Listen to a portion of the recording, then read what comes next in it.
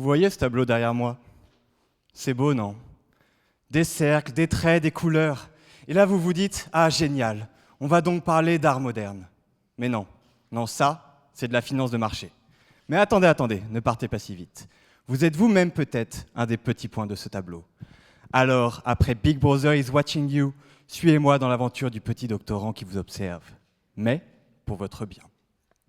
Ma thèse porte sur l'utilisation des réseaux sociaux afin de prévoir l'évolution des marchés financiers.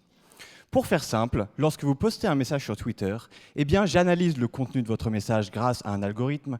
J'essaye de savoir si vous êtes content ou pas content, optimiste ou pessimiste, quelles sont les news qui vous intéressent en ce moment, quelles sont les entreprises que vous aimez, et comment tout cela impacte le prix des actions cotées en bourse. J'essaye aussi d'identifier les fraudeurs qui, un peu à la manière de Leonardo DiCaprio dans Le Loup de Wall Street, auraient une furieuse envie de manipuler les marchés. Dans Le Loup de Wall Street, DiCaprio essaye de convaincre des investisseurs un peu naïfs d'acheter des actions de petites entreprises qui en réalité ne valent rien. C'est ce qu'on appelle une arnaque de type pump and dump. Pump, Léo envoie une fausse information pour créer un buzz et faire gonfler le prix. Et dump, Léo en tire bénéfice, revend ses actions et le cours s'effondre. Les fraudeurs du XXIe siècle utilisent désormais Internet et les réseaux sociaux afin de diffuser, de manière totalement anonyme, de fausses informations à un grand nombre d'investisseurs potentiels.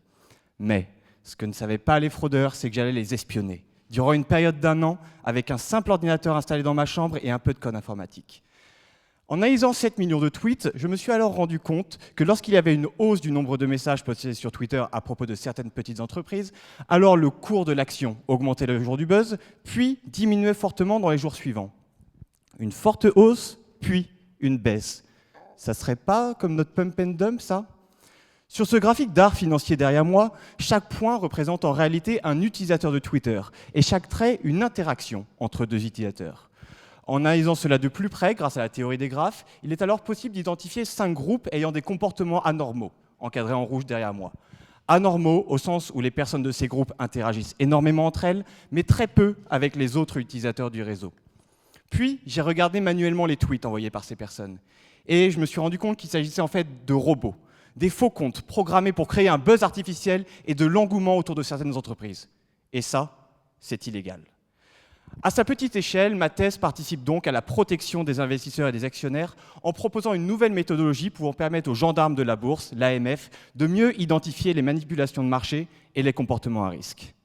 Alors, messieurs les fraudeurs, attention à vous.